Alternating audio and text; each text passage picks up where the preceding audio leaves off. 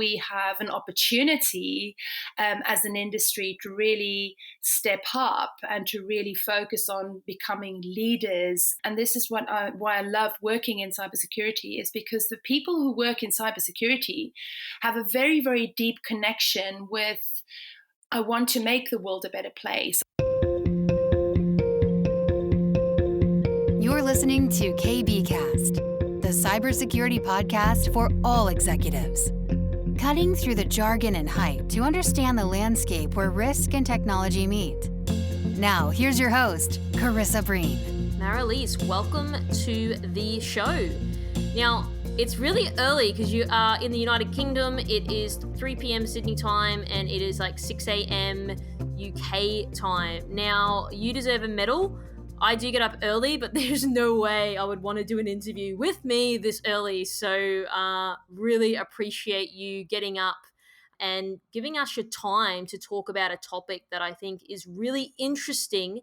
And I want to explore that a little bit more. But before we do that, we always like to start our podcast off with talking about you and your journey. So please walk us through, where did you start and how did you get to doing what you're doing now? Good morning, good evening, KB. It's so wonderful to be with you. Thank you so much for inviting me. And yes, I have a very, very strong coffee that's got me going this morning. So I am Marilise de Villiers.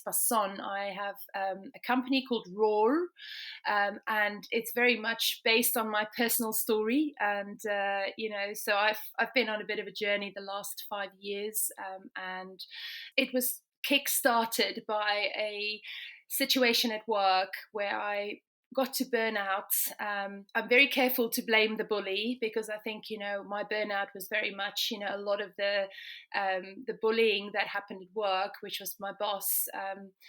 I think I also had a big part to play in that. And that's the thing I learned over the years. But of course, at the time when you're in a situation, it's really, really quite hard to make sense of it all. So, I stepped away from a 20-year corporate career about 5 years ago, mainly because I was on my knees and I was having career success, but I was completely burnt out. I was completely sacrificing my health and my relationships with the people I love the most. And I realized that enough is enough. And I decided to step away and start my own thing. And I think, over the last few years, have realized and reconnected with my passion, which is to help people grow and be successful in a holistic sense. So redefining what a successful life means to them. And yes, I work in the cybersecurity industry. So I've been in the industry for a decade now. I am a behavioral change expert, and I work with companies to help them to design multi-year sort of strategies where they can actually embed secure mindsets and habits in their organizational culture. So this is not just about a tick box awareness exercise. This is all about really tangible behavioral change and embedding that culture where we become a cyber resilient organization, where people become our strongest defense. Wow. I really like that you're honest there and saying that you're on your knees and you're sick of it. You did something for yourself, so good on you. It's not easy to do that, especially if you go against the grain of what other people think that you should be doing. So I applaud you for that. One of the things that was interesting that you said is redefining what a successful life looks like. Now, I want to understand from your perspective with the people that you've spoken to, what do people often say? So people, maybe when you're younger, it's like, oh, it's all about the money and the car. But then like as you get older in life, it's about my children and it's about my husband or my wife. So I'm just curious to know, what do people usually say or how do they answer when you ask them that question? So I think it is a very one-dimensional answer. And I think what is interesting is people think about life and different parts of your life as or. I always say it's not an or conversation, it's an and conversation. So it's your career and your health and your relationships and your time and money freedom. So that's sort of the four categories that I think about in terms of my successful life. And it's about making my whole life work and becoming my whole self. So the conversation with people is very much always about there's these trade-offs going on. So it's like I can have one thing, but I can't have the other thing. And it's saying, obviously I spent so much of my time, for example, at work, and I don't have time to get to the gym. I don't have time to do that. Or I will do X when something else happens. So there's always a condition. There's an if, there's a but, there's a when. And so people have a very like a trade-off almost conversation going on in their heads.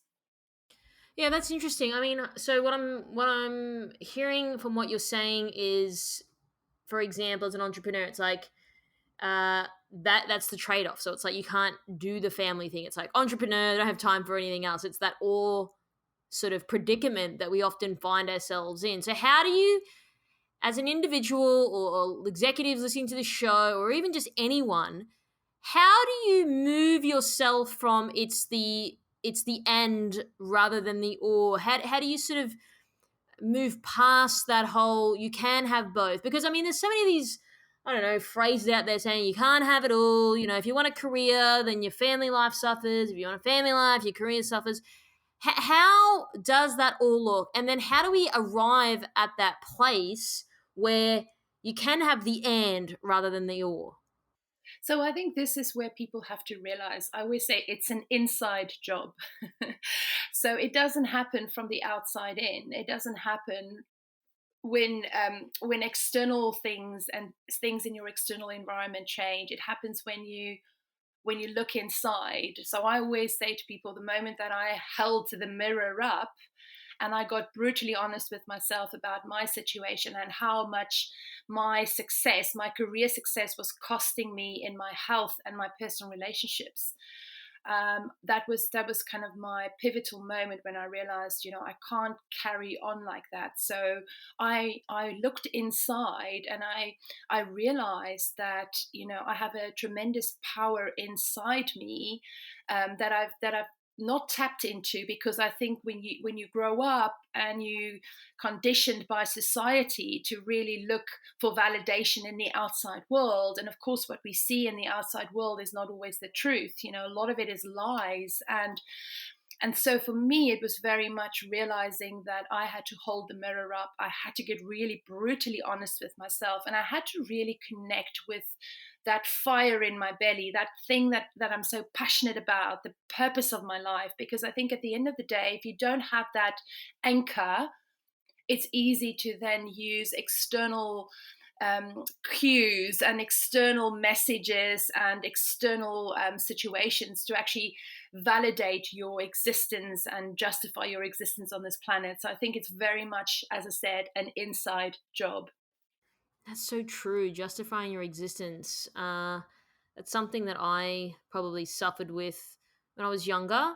I'm a human being. Like every now and again, it's like justifying my existence on the earth. So I get that, and that's hard. And some people, unfortunately, never get there, or they arrive at there very late in life. And there's something that I've learned from people, that I know, or friends of mine that are even in their 60s, who are like the best humans on the earth.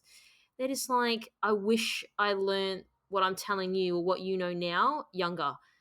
So yeah, I definitely there's a lot in that when you speak about that. So I appreciate you sharing that. So one of the things I want to zoom in now is focusing on your area of expertise, and that's really that coaching executive in the cyber space. Now this is interesting because cybersecurity people are interesting. They're wired differently. They think on a different level. And one of the things that you sort of mentioned when we spoke originally was that there's this inner and outer game as a leader. But so, what do you mean by this when you say this? So yeah, so for me, when I think about my life holistically, as I said to you earlier, it's about making my whole life work. There is connecting with your purpose, with your authentic purpose. We all have a unique reason for being. And so I am very much like, nobody has your story, and your story and your message matters. So it's tapping again into that inside connection with, what gives you that fire in your belly. So that's kind of where it all starts, right? But then it's about winning the inner game and winning the outer game. So the inner game is your thoughts and your feelings, that sort of come from your beliefs. So, whether you have limiting beliefs, we work a lot with you to kind of take those limiting beliefs and turn them into empowering beliefs, and really tapping into that power that you have inside of you. So winning your inner game, developing that winning mindset that helps you to show up every day as that executive leader that really bring your best self. And then, of course, the outer game is your words and your actions, is what you say and what you do.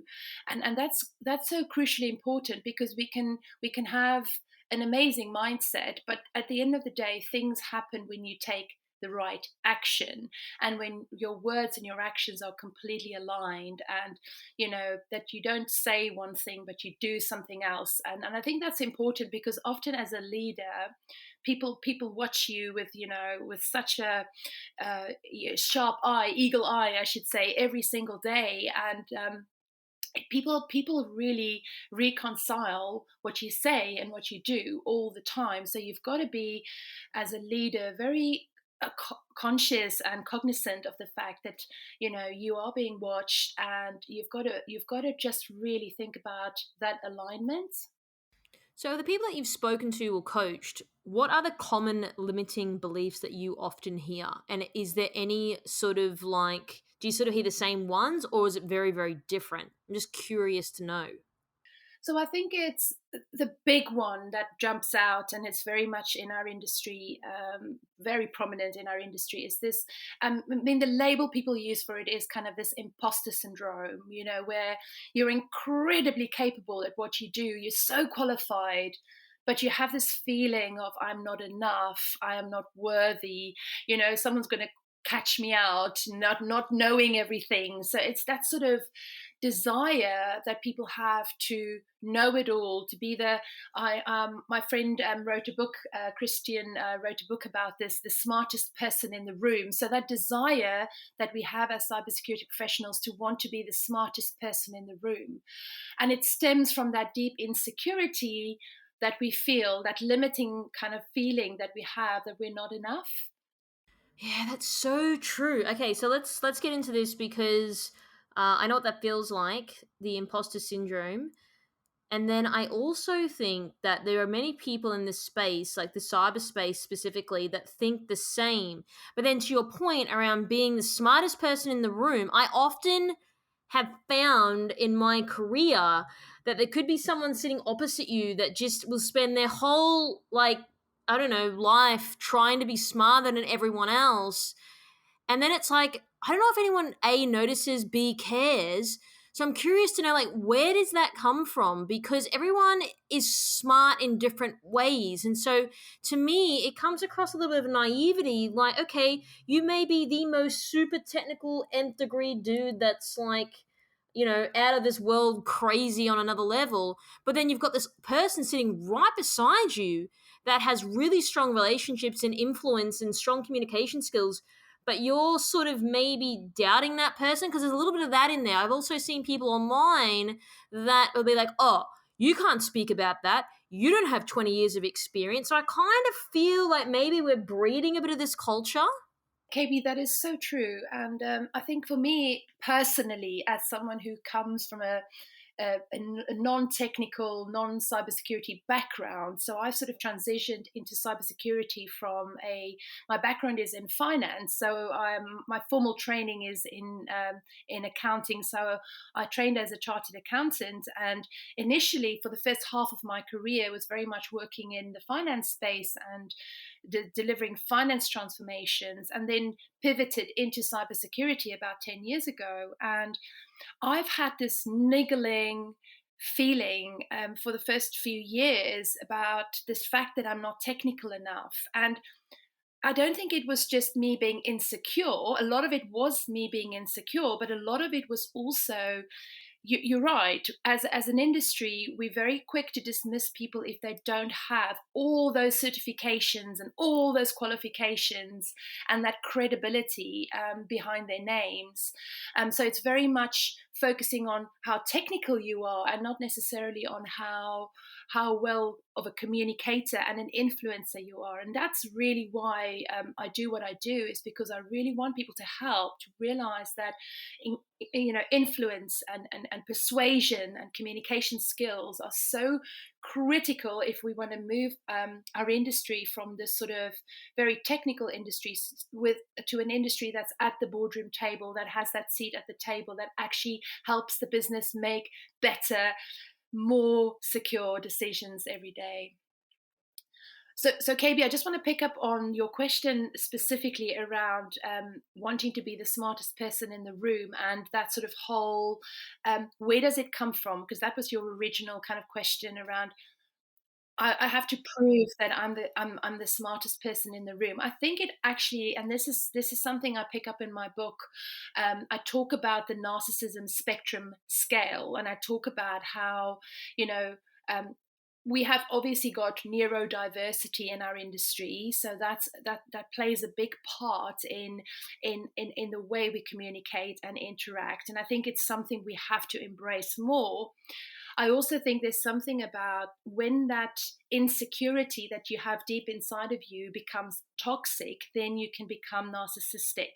And so I think there is something also about that narcissistic ego, that's sort of that we see sometimes, is actually really coming from a person that is deeply insecure inside. Wow, that's a very interesting observation. Maybe I'm so entrenched in our industry, but I mean, correct me if I'm wrong. Do you believe we have more of these, I want to be the smartest person in the room type of vibe slash narcissistic people than other industries? Or is it that I'm just so immersed in this that I can't see any other industry for what it is? Because I do see that a lot, even, consulting or like working on the client side historically, there was a lot of that going on, and it was just like so much flexing, and it's like it became more about flexing than it did about the actual problem that we're solving. And then I do see it online then as well, so I'm just really interested in how this all fits together. I don't think it's specific to cybersecurity. I think it's everywhere, and we see it in society, we see it in politics, we see it in big corporations.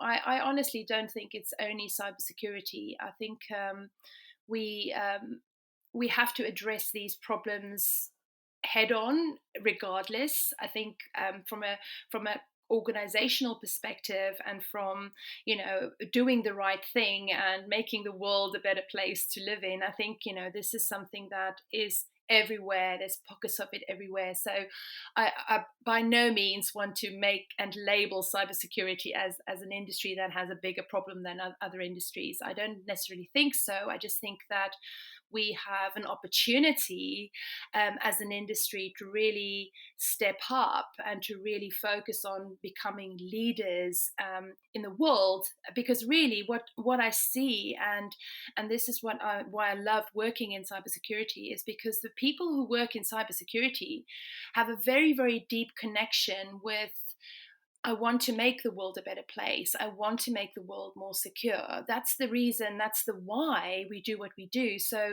from an authentic purpose perspective, we have such an important reason for being, showing up every day to make the world a bit safer every day. Well, I agree. I think it's a great observation, and I think that is one plus of working in this space. I mean, I've worked in other industries before. I mean, not as long as this one, of course, but there's definitely that common goal amongst people, even if they don't get along, or I'm more technical than you, or whatever it is. There is still that undercurrent of we are working in unity, even if it doesn't look like it. So the next thing that I want to explore, I mean, I guess even pressing on your point a little bit, one of the things that was coming up on my mind as you were speaking around I'm the smartest person in the room when I was younger, I worked for a company and a lot of people kept asking me where I went to university. And my response was, I didn't go to university. And then I think people were taken aback by that because everyone else had, but it was like, okay, yes, they can ask me to be curious, but then it's like, what are you trying to prove? That you're smarter than me because you went to university? Maybe, but maybe not. And so then it leads back into the example around people saying, well, how technical are you? Like, I just think it's a bit of a moot point. And what are they trying to ascertain by asking that question? Because does it A, matter? B, who cares? And what is the ulterior motive for asking that question? I think, I think many times there is no ulterior motive. Maybe it's just because that's just how we grew up. It's how we were conditioned. The kind of the natural step after school is to go into some sort of tertiary education. That is completely changing now. The world is completely changing. So when someone asks that question, I think, if you give that person the benefit of the doubt, they're probably just trying to make a conversation with you. If there is a malicious intent in that question, it's probably because that person, you know, um, feels again that the actual qualification is important, and they need to feel some sense of validation about themselves. So it's kind of they have something to compare themselves to. But I think, this is almost like a topic on its own, because the whole conversation about going to university, I mean, I went to university, and it hugely benefited me. But I'm in a place now where I've got two teenage sons where I'm like, I don't know if I want them to go to university, because the world has changed completely. And, more than 50% of the jobs that our children are going to do one day they don't even exist yet. And I'm thinking, you need to experience life, you need to develop life skills. And this whole new industry of self-education that's popping up, it's a massive industry. I think it's coming up to be $1 trillion industry by 2028, right? So self-education is becoming the new norm, and it's becoming, people are becoming a lot more credible and valued for what they know in terms of their personal experience and the skills that you've built up over the years based on your unique experiences. So, would you say that if we look at that example and we flip it on its head and look at it from the example from our industry about being technical perhaps is a way of validating perhaps someone's self or their ego or their expertise, and then much to, and someone asking me, I mean, this is an example, whether it's the case, it may or may not be, it's just an example of the qualification of the uni or college degree. And it's like, that's then that person who's asking me validating themselves to be like, okay, well, I have a uni degree, so therefore I'm validated. And so would you say that people asking other people if they're super technical or like whatever it is, that's their sort of sense of worth, and then they're sort of using perhaps the next person that they're asking that question to as a barometer to then assess their own self-worth? I think you got that spot on. I think that's spot on. And I think it comes back to, um, I think the majority of people do not have any malicious intent in asking that question. But let's say we talk about the outlier and the person that does have that. And I say malicious intent because it comes across to you and me as a little bit of a sort of, you know, this person's being a bit of a jerk, right? But actually, it comes back to my earlier point that it is actually coming from a sense of real deep insecurity. So that sense of validation that they need, and the mentality. And I think this is something really important. When you are dealing with people where you get that niggling feeling that this person has an ulterior motive, it's often because people have this winner versus loser mentality. So it's always a competition in their minds. So it's like, I have to be the winner and you have to be the loser. So I have to prove that I'm better than you. And I think that's when you talk about that person that's asking that question, not necessarily from a sincere place, that's the mindset that's going on for them. I'm a winner, you're a loser, and I'm in competition with you, and I have to prove.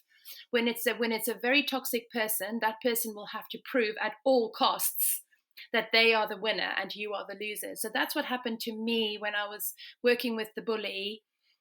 There was very much this, he had to prove at all costs that he was the winner, and had to prove every single time that, I'm the loser. And I think that when it becomes really, really toxic, that's the extreme end of the scale. But I think in the majority of cases, I think genuinely it is kind of just a conversation starter, and just a point to kind of, get to know someone and a little bit about their background better. Wow. That is very true. I have seen that. And I do get your point. Like, yes, it's a conversation starter, but I also think some of the time it does go beyond that. Now, I'm not just saying my own example. I'm looking at for other people, what other people have told me, things I see online as well that I've observed.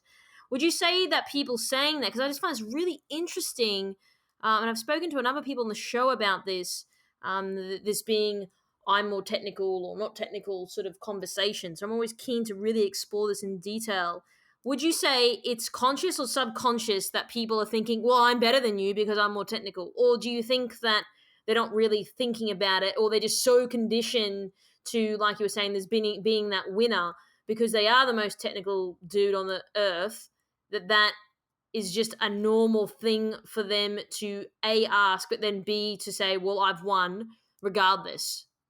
Do you know, this is such it's a difficult question. You can't really generalize. But I think if I would have to say, in the majority of cases, I don't think there is actually an awareness. It's almost like we are so conditioned in our industry to be technical, that I think people just don't even think about it, most of the times. They're not actually aware necessarily of the impact that they have on others. And I think that's something which, really, for me, I think is part of the work that I do. It's very much about helping people have better of awareness of the impact that they have on other people, and having better awareness of the assumptions that you make, the way that you perceive things, the way that you think about things. I use this phrase, like, always notice what you're noticing. So you have a body, you're not your body. You have a brain, you have a mind, you're not your mind. So it's using that and controlling that, and being aware and noticing what you're noticing about your thoughts and about your feelings, and really tapping into being aware of your impact on other people as well. So if we move on to like a leadership perspective and just following the same theme, now there are some leaders in the space that put all emphasis on being technical and others who don't. What potentially could be the downfall if you're a leader and you're putting all of your emphasis on your team being technical? What sort of culture does that breed? And the sort of the example I'm going to use is, I don't know, it just reminds me of one of those like Hollywood movies, and it's got that family that they're all into playing sports and playing soccer together, and then they've got the third kid that's the outlier that likes chess, and they just can't deal that the kid likes chess. So I think that it's the same sort of thing that I'm thinking about. It's like you've got this one leader that's like, oh, okay, everyone has to be really technical, but then you probably got pockets of people in your team that aren't, and then they're just like these pariahs, and perhaps it's, it may not generate a great culture if it is being led at the top that being technical is all that matters. I'm curious to hear your thoughts on what does this potentially create long term for people. So I think it's very important that we realize that we do need that very deep technical expertise.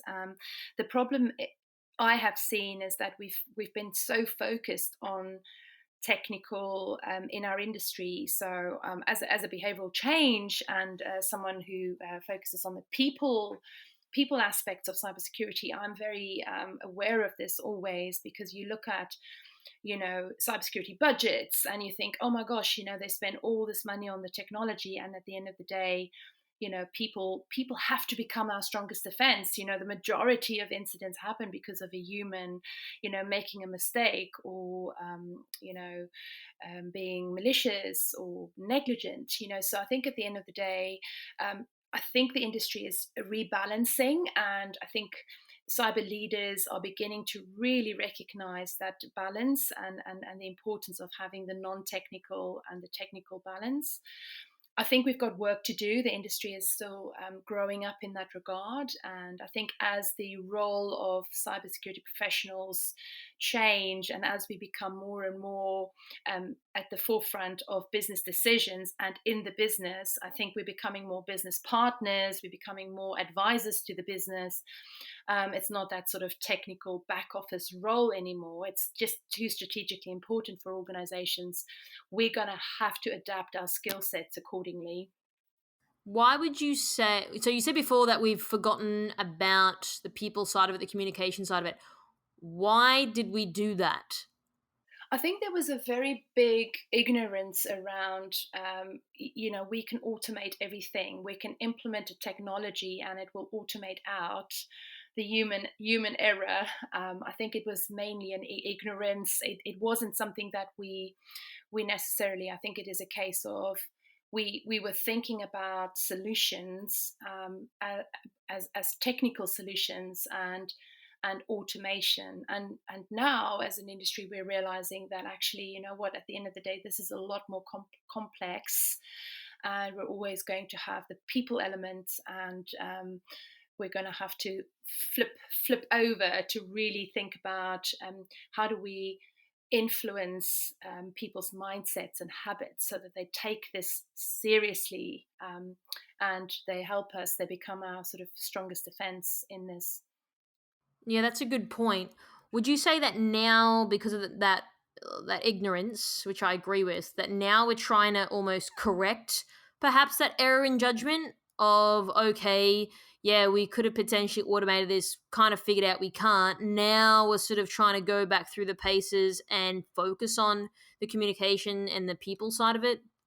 I think it's always it depends. So every organization is at different stages of maturity, right? So it's just a natural journey. Every organization goes through. Obviously, different ways and different orders of implementing things. It's not the same anywhere. But what is important, I think, is that once you've reached a certain level of maturity, you recognize that the people just become more and more and more important. And so from a culture perspective, you cannot ever stop focusing on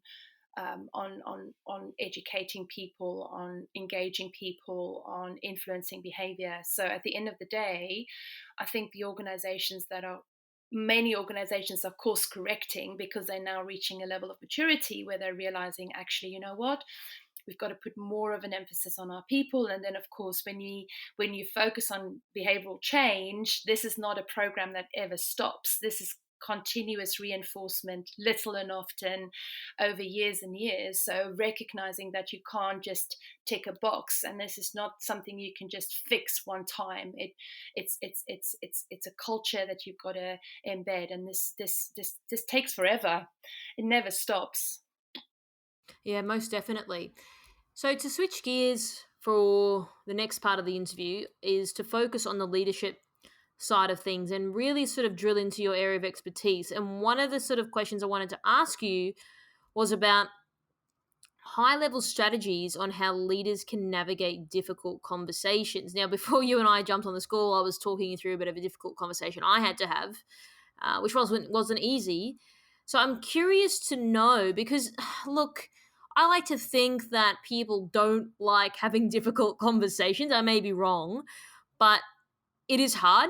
I think sometimes if you look back retrospectively, you can handle things a little bit better, or you thought you did quite well on handling that. So I'm curious to hear from your point of view, how can people navigate this? Now, I have found as well for cyber people, it's probably a little harder for them because, many people say, like, I'm not a people's person, or I struggle to communicate, or I don't come across as strong as I'd like to.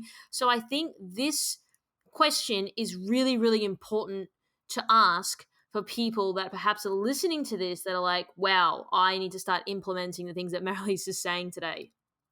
Absolutely, and this is my absolute passion. Is I'm always encouraging people to have the courage to speak their truth and to have the courageous conversation, have the difficult conversation. And my whole method, my whole brand is built on a process which is helping you to navigate that difficult conversation. So ROAR is actually a 4-step process for navigating a difficult conversation. It stands for recognize, observe, assert, and redirect. Now, I think before you go into a conversation, I think it's important to think about the mindset that you've got to have. So, for a moment, let's imagine you're actually approaching a person and it's a difficult person. Right. So the first thing that you've got to really think about is, what is your mindset going into that conversation? How are you feeling about that person? Are you making any assumptions about that person? Now, the mindset that I'm always promoting is, it's called I'm okay and you're okay.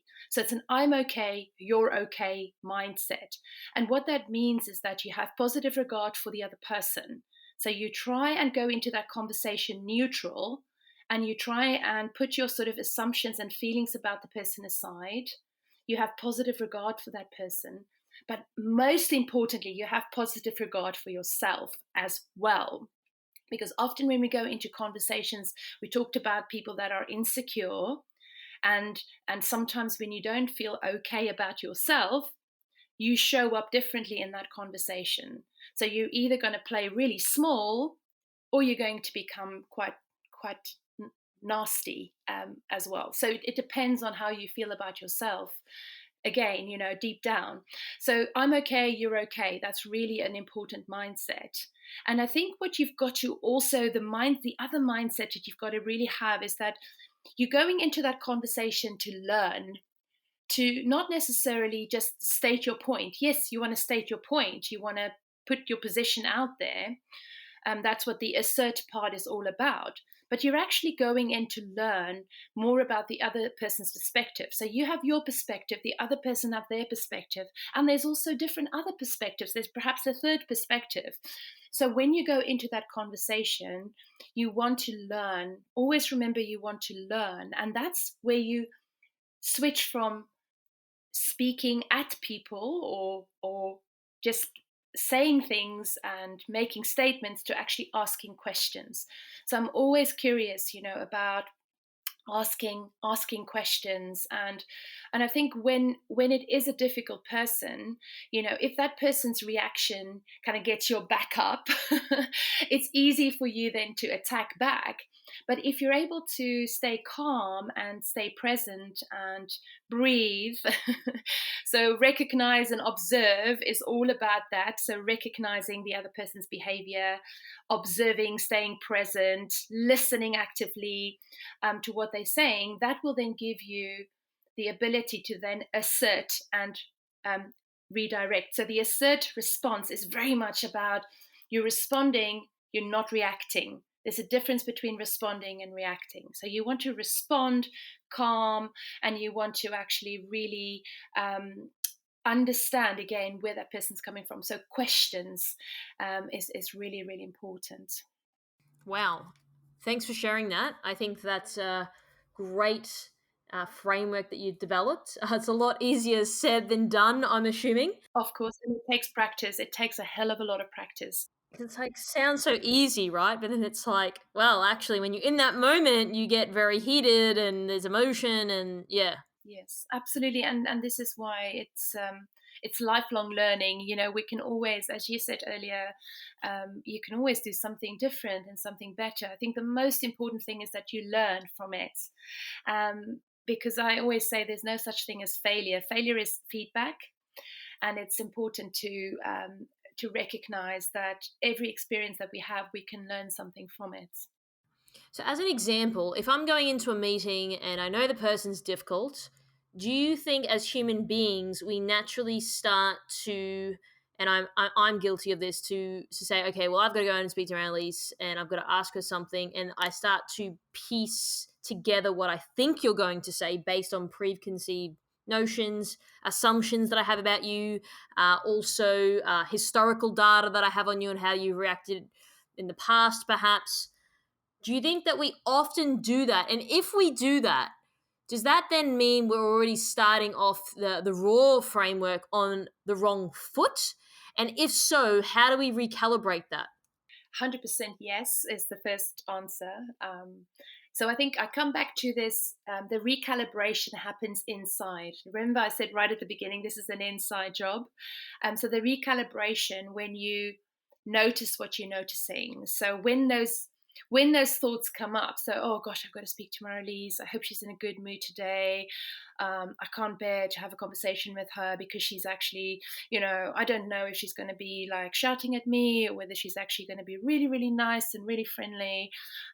You go through all those thoughts, and by the time you're in that conversation, you're already so worked up, right? But if you can pattern interrupt, which means is if you notice what you're noticing and you realize, oh my gosh, my thoughts, this is what I'm thinking, but actually, and the way that I normally do that is I challenge myself. I ask myself, is that the truth? Is that the truth about that person? Now, it might feel really true to you, like you, based on your experiences with me, you might know that I'm a very, person that one day I'm friendly, the next day I'm like a tyrant, But I would encourage you and welcome you to really recognize, is that the truth, or ask, is that the truth, and to actually notice that actually your feelings about that person isn't necessarily the truth. It's just your perspective of that person. And if you can go into that conversation again with that I'm okay, you're okay mindset, and approaching it as a learning conversation, you have a much, much better chance at having a productive conversation. So when you say, is this the truth? Is that before you get into the conversation, or you're midway through conversation, you're nervous, you're anxious, then you start to have that awareness to say, is this the truth about these preconceived notions about this person? When is that part where you start to have this inner dialogue with yourself? So I think the inner dialogue happens all the time. What I was describing to you earlier was more beforehand. So when you think about before you go into that conversation and you're nervous about the conversation because you're not sure how I'm going to react, and you make an assumption about me as a person, it might feel like the truth because it might feel very, very real based on your experience with me. But and this is where the honesty with yourself comes up, right? You've got to hold that mirror up and be honest with yourself, because that feeling about me might be coming up because of your own insecurities. And that's where I'm saying, if you allow yourself just for a moment to say, that's not necessarily true about Marilise, that's just the way I've interpreted it. And if you allow yourself for a moment to open your mind to a more neutral conversation and to put aside your judgments about me, you will be able to have a much more clear head going into that conversation, and you will be able to actually think more clearly, observe more clearly, listen more actively, and you might be able to engage in a very different way and respond in a very different way. Wow, yeah, this gets really interesting. Now, just to go a layer deeper than that. Okay, I'm going into the meeting with you, and then I go, "Is this the truth?" But then my ego goes, "Yes, Marilise is awful and she's mean," and I start having these preconceived notions because it's my ego talking. Now, you can appreciate this, what Eckhart Tolle goes on about, which is, how then do you know the truth? It's your ego talking, or if it's not your ego talk, how do you have that level of understanding about yourself? Because it's like, straight away our ego is going to come out and say, yes, this is the truth. Like, it's hard to get beyond that part where it's like, actually, no, it's not the truth. How do you sort of check yourself on that? And I think this is where I think I said it earlier. It's lifelong learning. I think every day for all of us, there's points in the day where the ego gets in the way. I think it's just human nature. We're human beings, but it is about how aware you are about, what you think and what you feel and what you say and what you do. So it comes right back full circle to winning the inner game and winning the outer game, and recognizing that there are going to be times that you're going to get it wrong, but it's important that you learn from it and that you keep checking in, right? So, KB, I think this is such a beautiful question you're asking. I also think it's such a difficult question to answer, because I think it is just, acknowledging that we will make mistakes, and, we will react, we react and we fight with the people closest to us, the people that we love the most. And I sometimes think, why do we do that? I'm a very aware, very, conscious person, and I still do it. We're just human beings. Life gets in the way, we get tired, and I think it's at the end of the day to be kind to yourself as well, and don't beat yourself up about it when you do get it wrong. But to learn from it is most important. Yeah, you're so true. And I think, yes, it is a difficult question to ask because everyone's different. Some people may not even have this awareness.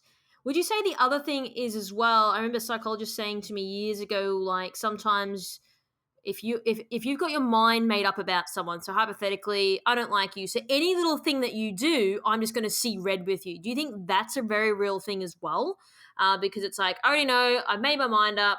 Any little thing that you do now, if you zoom out, you actually may not be doing like the right thing or the wrong thing, but does it matter? Because I've made up my decision about you, I'm just going to see red. You think there's a lot of that comes into it as well?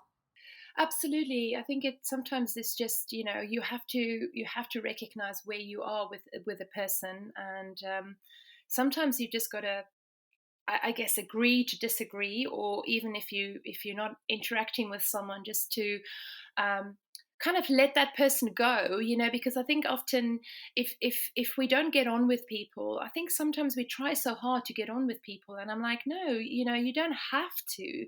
We're all different beings, and so we can't be friends with everybody, and we are going to have clashes, and if sometimes it's okay to move on from a friendship, from a relationship, because it has to be reciprocal. You've got to find a way to make that beautiful dance work in a relationship, in any kind of relationship.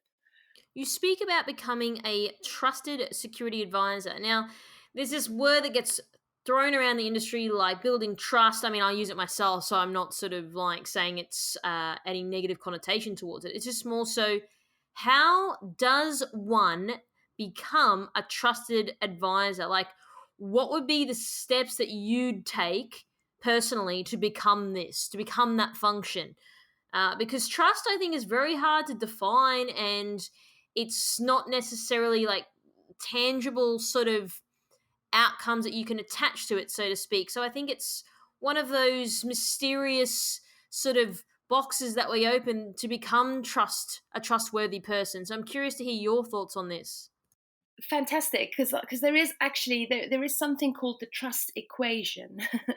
There is a book that's been written many years ago called The Trusted Advisor, and I've read that one. yes, so the formula in that is that trust equals credibility plus reliability plus intimacy divided by self-orientation.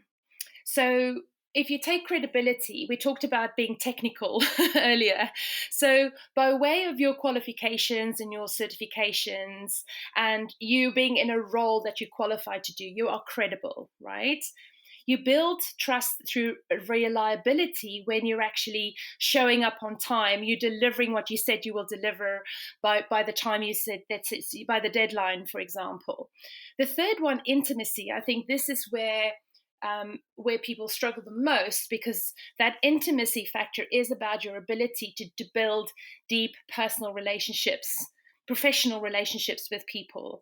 And I think that part, in the intimacy part, is really where people have to be courageous to show up and be more vulnerable as well. So Brené Brown is famous for her research on shame, and that she always says that, courage and vulnerability are two sides of the same coin.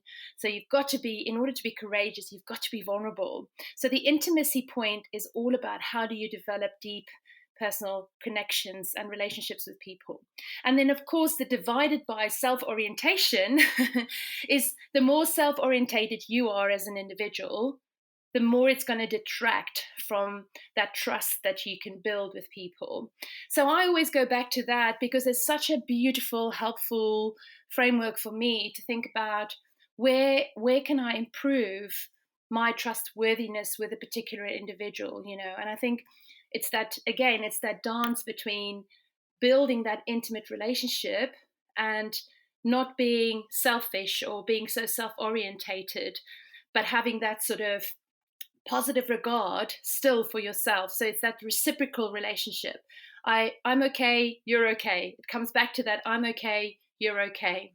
And I guess trust takes time to build up, right? So I think that, do you think maybe people just assume that, I don't know, if I work at this company, I'm going to have the trust, or if I get fired from that company, I'm not going to have any trust? So do you think that people sort of just assume that it's an easier thing to gain and definitely an easy thing to lose, but perhaps they don't look at it holistically and think that, like, all those steps that you just mentioned in that equation, like that's not necessarily like got a time limit on it either, right? It could take 10 years, it could take a lot less than that, but it's just not something where, okay, we're just going to go outside now and just going to purchase it from a store and we've got trust. Like, it's, as I mentioned before, it is a little bit mysterious in the sense of, well, what does that time frame look like? I think it does take a number of years, but it's also exercising that trust muscle. It's not just, oh, okay, well, I'm now trustworthy, but you got to maintain that level of trust too, right? I love that, exercising that trust muscle. And I think you're right. It can take years to build up someone's trust. It can take seconds to destroy it. So it's definitely relationship based. It takes time.